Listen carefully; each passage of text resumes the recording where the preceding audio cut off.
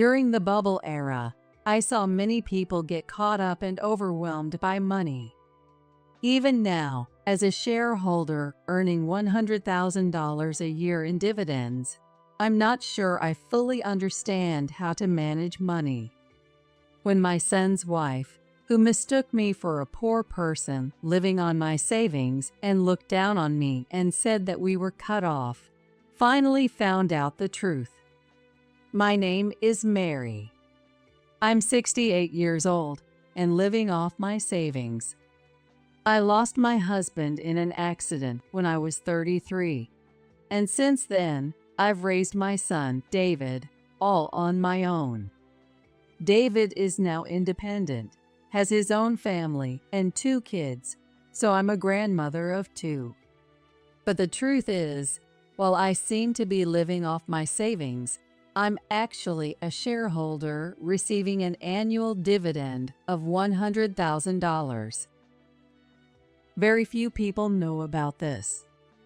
Over 30 years ago, the country was swept up in the excitement of the economic bubble. I was living modestly in a New York apartment with my husband and our son David, who had just started elementary school. It was close to downtown, but still had that old town charm, though it was starting to get crowded. The older buildings around us were being torn down, and new ones were being built. My husband's company was doing well, and his salary and bonuses were generous. Most people at the time were caught up in the bubble, believing that the bright future would go on forever. It was a time when girls with just a high school diploma carried designer bags, took taxis for transportation, and people with a little money bought stocks, while those with more money bought and sold land or buildings. Both my husband and I were practical types, so we saved money with David's future in mind and didn't spend recklessly. Still, we did indulge in the occasional luxury family vacation. The only thing we did during the bubble economy was my husband bought an expensive life insurance policy, following the advice of an insurance salesperson. My husband was only 36 and in good health, so I was against taking out a $1 million life insurance policy. But since David was still young, we were advised it would be wise to have it just in case, and we ended up signing up for it. Signing up for the insurance didn't change anything in our lives. We continued living happily as a close-knit family, content with our ordinary happiness. But less than a year later, something completely unexpected happened. My husband was killed in a car accident. The other driver was the son of a wealthy family, and they offered a large settlement for damages. Between the insurance payout and the settlement, I suddenly found myself a wealthy widow. The money brought me no happiness. I was devastated by the loss of my husband, and if giving up all the money would have brought him back, I would have done it without a second thought. I truly loved my husband, who was always so cheerful and kind-hearted. In the depths of my grief, I couldn't believe the words my relatives were saying at my husband's funeral. "I'm so sorry for your loss, but you must have gotten a lot of money, right?" You really signed up for that insurance just in time. I've got a great property deal. Could you lend me some money? Some even tried to sell me things. I think everyone had gone a little crazy because of the bubble economy. After that, I started distancing myself from my relatives.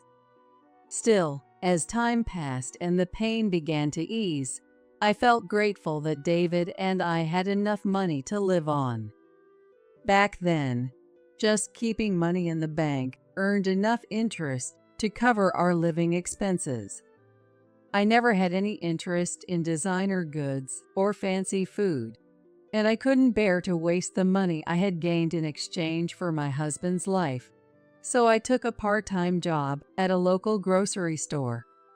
Even working just a few hours while David was at school provided us with a comfortable life, and I'm sure some people envied that. Meanwhile, the bubble era was coming to an end. I was 36, and David had just started middle school. The economy suddenly tanked, and companies were going bankrupt one after another. I remember thinking, what was all that excitement for? It made me realize how money can drive people crazy. Even my relatives probably wouldn't have acted like that if it weren't for the bubble. At that time, the interest rate at the bank was 5%. That's why I could live off the interest alone. But I knew that interest rates were only going to keep dropping from there. It was around that time that I met Scott, who worked at a brokerage firm. He was 34, 2 years younger than me. He was one of those affected by the bubble economy. He deeply regretted that many of his clients had gone bankrupt because of him. Some of them had even been torn apart as families. The only saving grace is that no one has taken their own life. He told me that several of his colleagues had witnessed such tragedies. So I made a request to him. I want to invest in companies that stayed steady during the bubble and those that have been working hard all along. Perhaps because Scott felt he had something to atone for, he gladly accepted my request, and I became a shareholder in several companies. In the end, this turned out to be a success. While there were no sudden price surges, the company steadily grew, and I became a shareholder receiving $100,000 in annual dividends. I kept the fact that we had money and that my investments had been successful hidden from David. Part of me believed that money could drive people crazy, and I didn't think knowing about the money would benefit David's future. All we have is a little bit of money that your dad left us. That's what I told David. When David turned 30, he told me he wanted to get married and introduced me to his fiancée. She was a beautiful young woman from his company, 3 years younger than him, named Natalie. At the time, David and I were still living in the old New York apartment where we had lived with my late husband. It had been scheduled for demolition during the bubble, but when the bubble burst, those plans were abandoned, and the apartment remained. I figured that when David got married, we would arrange for him to get a new place, and whether they lived with me or not, we'd deal with it then. Besides, I had a deep attachment to the apartment where I had lived with my husband. In Natalie's eyes, though, it must have looked like a poor, single-parent home. She glanced around my apartment, not bothering to hide her disdain, and said, "It's going to be hard for the three of us to live here, don't you think?" I thought so too, so I nodded silently. Mom, Natalie and I thought we'd like to live on our own until we have kids. We're planning to rent an apartment nearby. It seemed David was already under Natalie's thumb. In short, Natalie didn't want to live with me. I suppose that's understandable. Well, about living expenses. Until then, David had given me $1,500 out of his salary, $2,500 every month. In reality, I'd been depositing all of it into a savings account in his name. That's not a problem. Your dad left us some money, and I'm also working part-time, so I'll be fine. David looked relieved when I said that. Up until then, I didn't have much of a bad impression of Natalie, but while David was in the bathroom, she said something that shocked me. "You're from the bubble generation, right? It's such a shame to live like this when you were born in a time when it was so easy to make money. If it were me, I definitely would have ended up rich. The way she said it, clearly looking down on me, left me with a terrible impression of her. It's easy to say things in hindsight. A lot of people got swept up in the bubble, myself included. Looking back, it might seem like everyone acted foolishly, but when you're in the middle of it, it's not always that simple. Aren't your savings running low? Well, good luck, but don't count on us for anything. Actually, I get $100,000 a year in dividends from my stocks, and my savings exceed $3 million. She said it so condescendingly that I almost considered telling her the truth, but I held back. Yes, that's true. Please take care of David for me. David has his own life to live. If he ever really needs help, I'll be there for him. That's how I decided to approach it, so I never revealed my secret to David or Natalie. Still, I quietly handed David the savings account statement containing the money he had been giving me for the household. Make sure Natalie doesn't find out. Use it if you ever need it. The savings exceeded $100,000. David seemed quite surprised. That's the money you've been giving me over the past 8 years since you started working. Remember when I told you we had a little left from your dad? That's why I never needed help with living expenses. But I didn't tell you this earlier because I didn't think it would be good for you. Money is important, but it can also drive people crazy. Use it wisely. David nodded deeply at my words. 8 years have passed since David got married. I'm still working part-time, just a few hours a day. It's a valuable way to stay connected with society. When I'm not working, I spend my days watching movies on a large monitor I've set up in my apartment or visiting art galleries and museums, and I've been enjoying life in my own way. I now have 2 grandchildren, a 6-year-old grandson and a 4-year-old granddaughter. Grandchildren really are adorable. David occasionally brought them to my apartment, but his wife, Natalie, never came along. One day, though, Natalie came with them, which was unusual.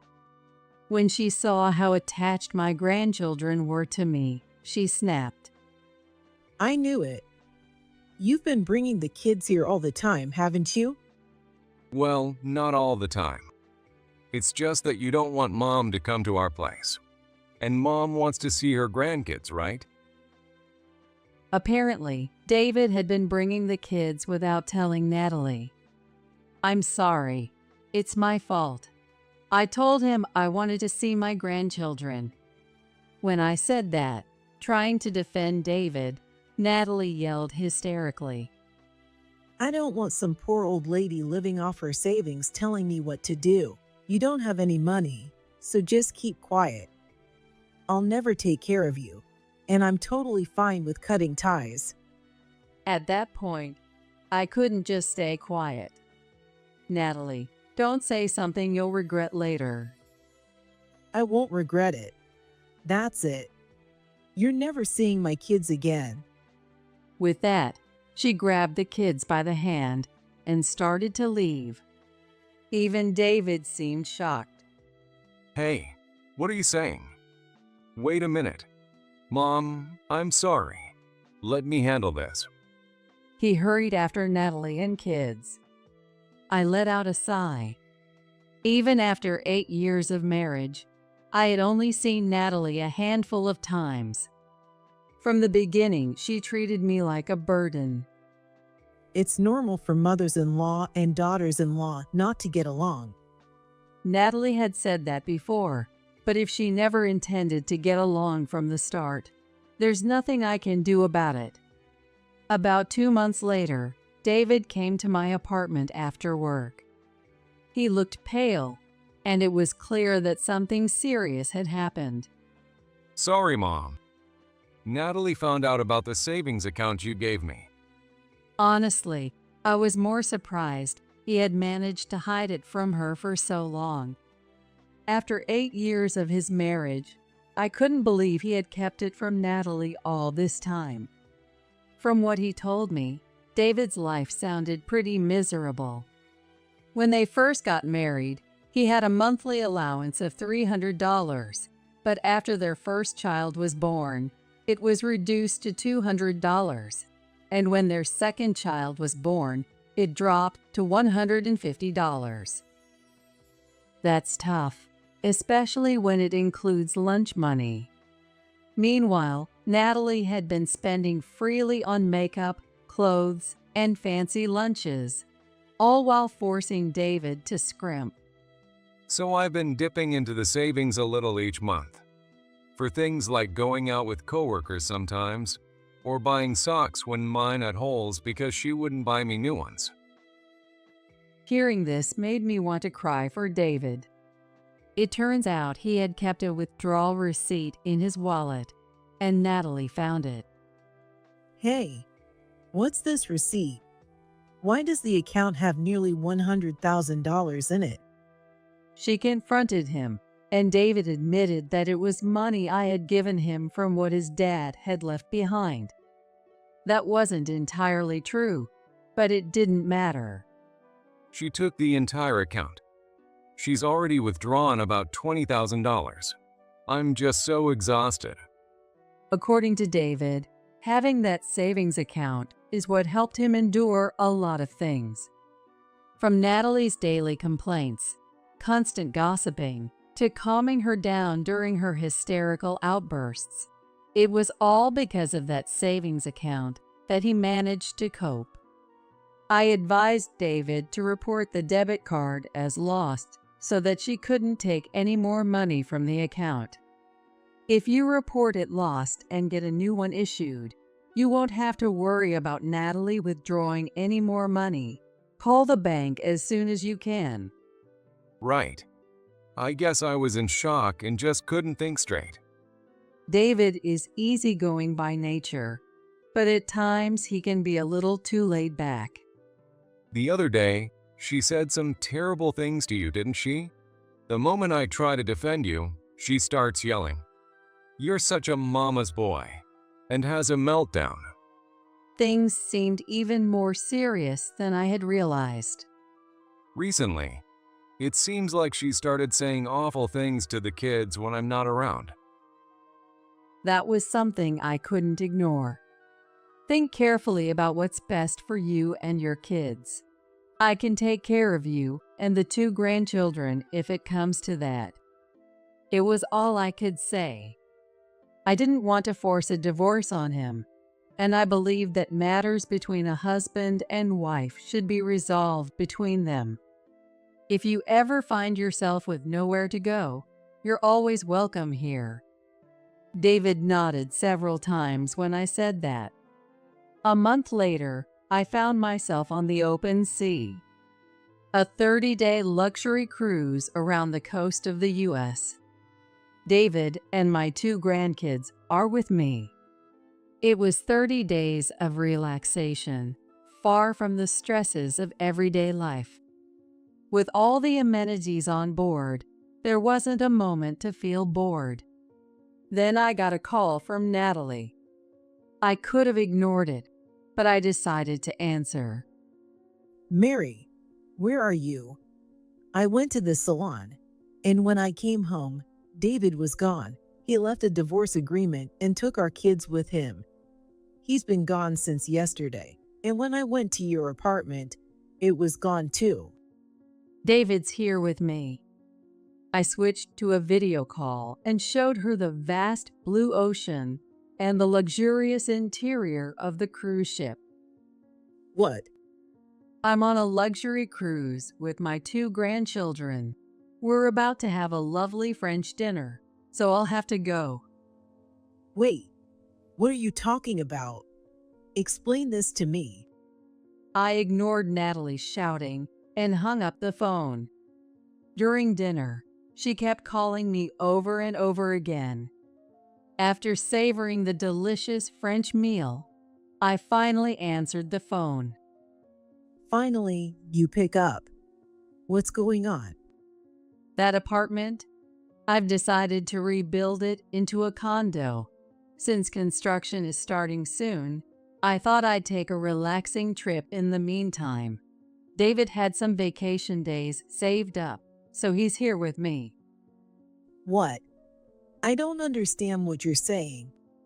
It's none of your concern, since you cut ties with me, but I'm actually a shareholder earning $100,000 a year in dividends. Sorry to disappoint you, but I'm not a poor old lady living off my savings. Hold on, Mary. You've cut ties with me. David says he's getting a divorce, so we'll talk when I get back. We'll be staying at a hotel until the condo is built, so I'll be in touch. Natalie was still shouting something on the other end, but I didn't bother listening and hung up the phone. A lot happened over the past month. First, Natalie realized she couldn't withdraw money and threw a fit, claiming the savings were shared marital assets. Marital assets refer to things built together after marriage. Even though David explained that this didn't apply, she refused to accept it. If you want to talk about shared assets, how about the $500 a month you've been spending on clothes and makeup since we got married? What's wrong with a wife wanting to look good? When David pushed back, Natalie got even more upset. Looking utterly exhausted, David came to see me. I'm thinking of getting a divorce. He said quietly. I think that's a good idea. As for where you'll live, I'm planning to rebuild this apartment into new condo. Or maybe we should buy a nice high-rise condo? At first, David thought I was joking when I said that. What are you talking about, Mom? The truth is, after the bubble burst, I bought this land and building at a significant discount.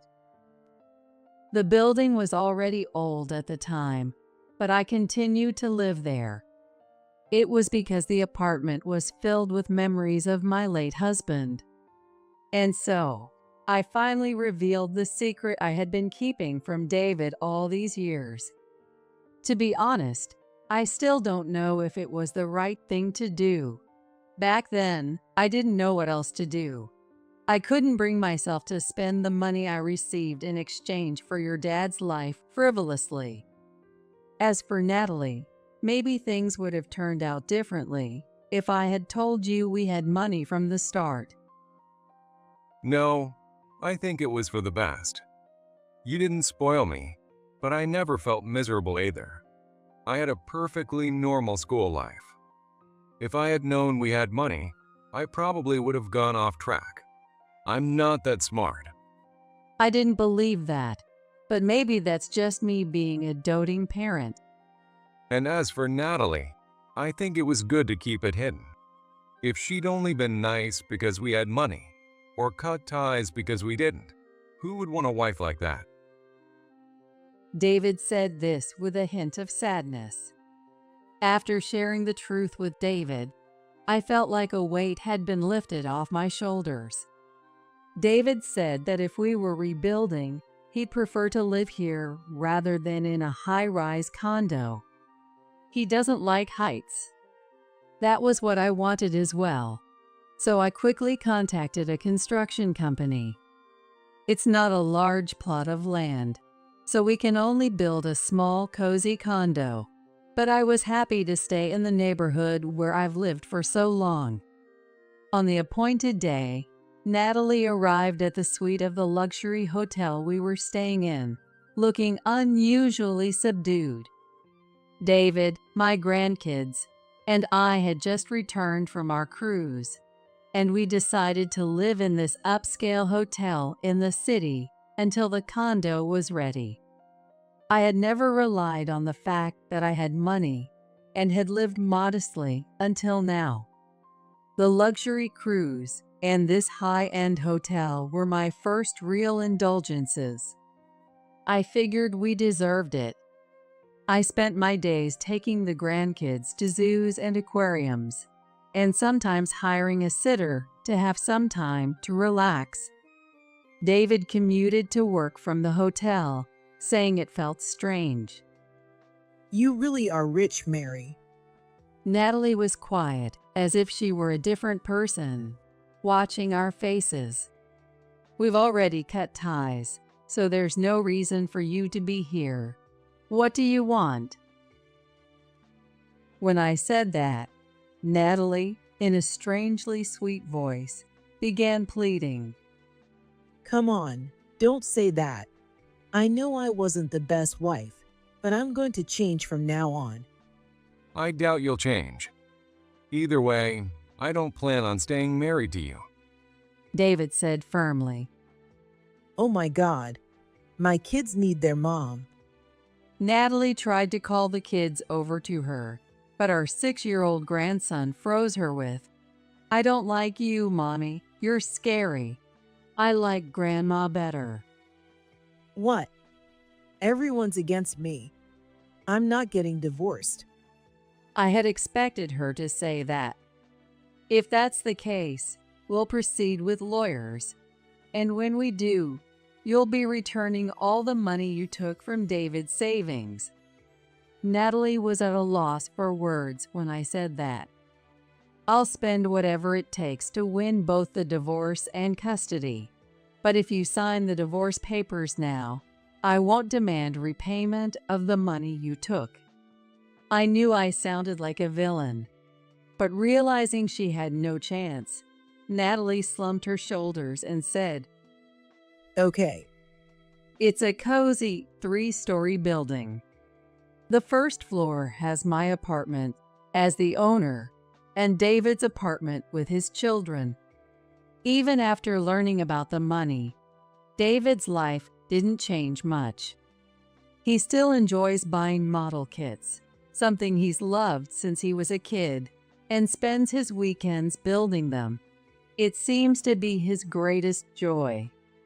He also brought the models he couldn't take with him when he got married, and now proudly displays them in his room, smiling as he looks at them.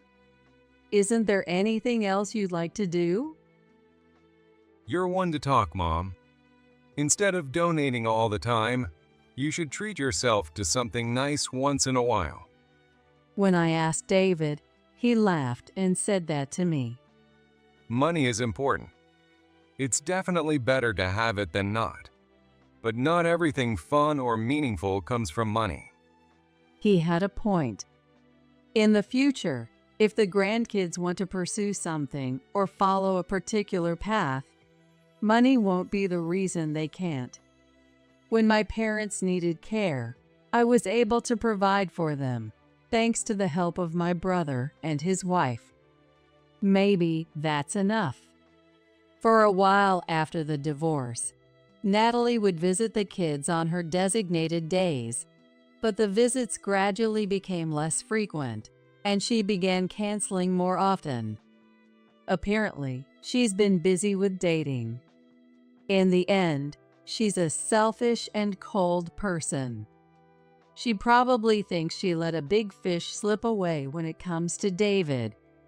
She's probably frantically searching for the next man, thinking there might be someone even wealthier out there. It's a bit funny to imagine her meeting men, thinking they might be wealthy, and pretending to be a demure woman. But so far, I haven't heard a word about her remarrying. You've been through a lot, haven't you, Mary? Scott, my longtime friend from the brokerage firm, said this as we enjoyed lunch together. He's become quite successful, but has remained single all these years.